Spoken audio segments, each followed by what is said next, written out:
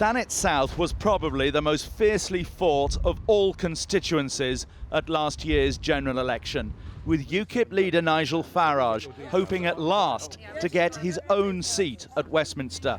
That's not too bad, is it? 27 votes. The Tories were dead set on stopping him and threw money and paid staff at the seat. McKinley, the Conservative Party and their man, Craig McKinley, triumphed. 18,838. But was all the Tory campaign expenditure included in the local spending return they legally had to submit after the result? A return which crept in just below the legal spending cap of £15,016. Last month, we found the Tories left out of that return these bills for more than £14,000 at the Royal Harbour Hotel in Ramsgate, in the constituency, where we found senior party figures from London stayed for many nights. The Tories told us the bills weren't included on the Thanet South return because it was national spending, that the staff who stayed here worked on campaigns across the country. The hotel owner, who stood as a Tory for Thanet Council, recalls their stay.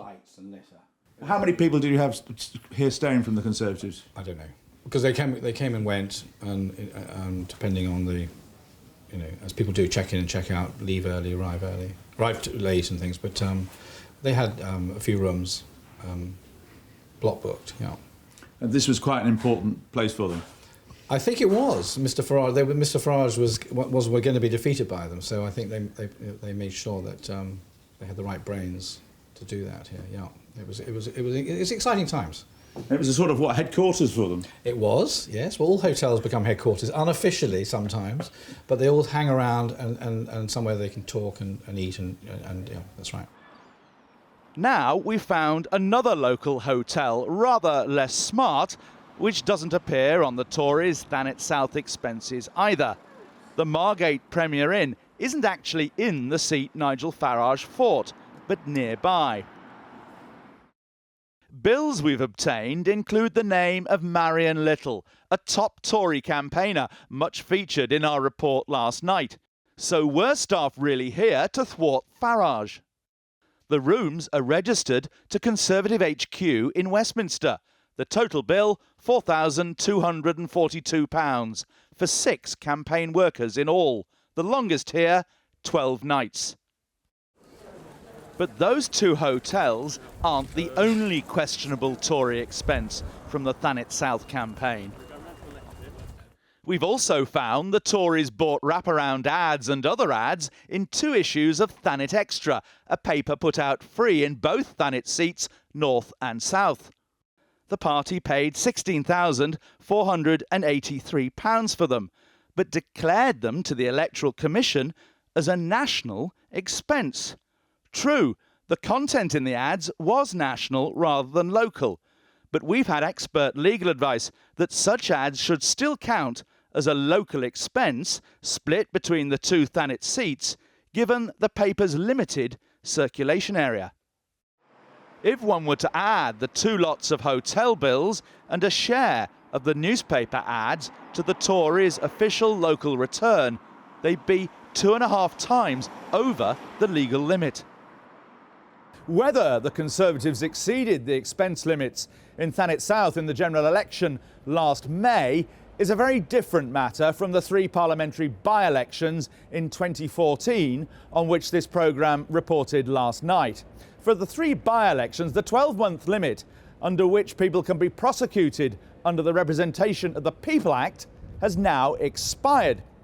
But in Thanet South, the contest was only 9 months ago, so in theory, were a complaint to be investigated by the police or the Director of Public Prosecutions, then the MP Craig McKinley and his agent could have some explaining to do in court.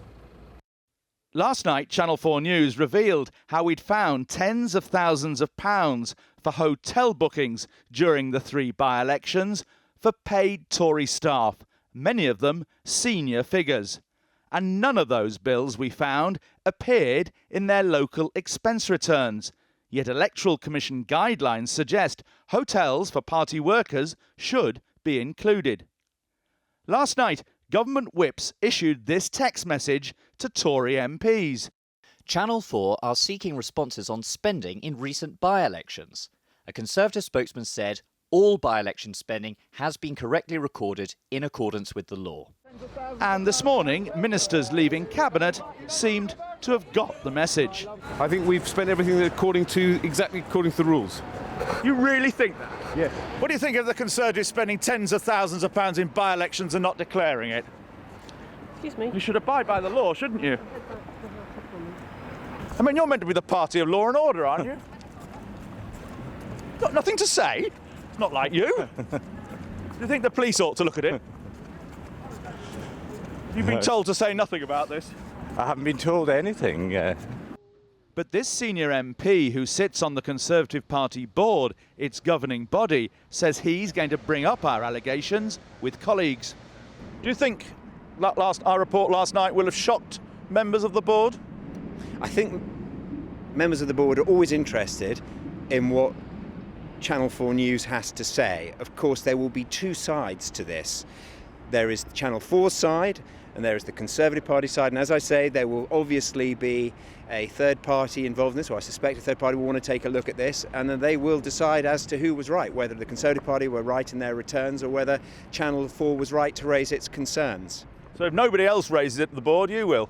I'm going to raise it at the board, but I suspect others will be raising it at the board. I mean, these are serious allegations.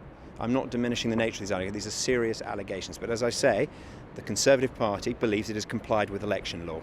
Mark John Reckless. Mark Reckless was UKIP's successful candidate in the by-election in Rochester and Stroud, where we revealed the Conservatives spent £56,000 on rooms for party staff in just 2 hotels, which wasn't included in their legal return.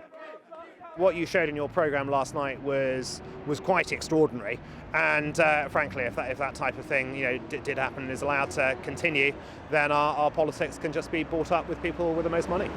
Tonight, we know of 2 complaints being made to the police, including one from Michael Payne, Labour's candidate in the Newark by-election.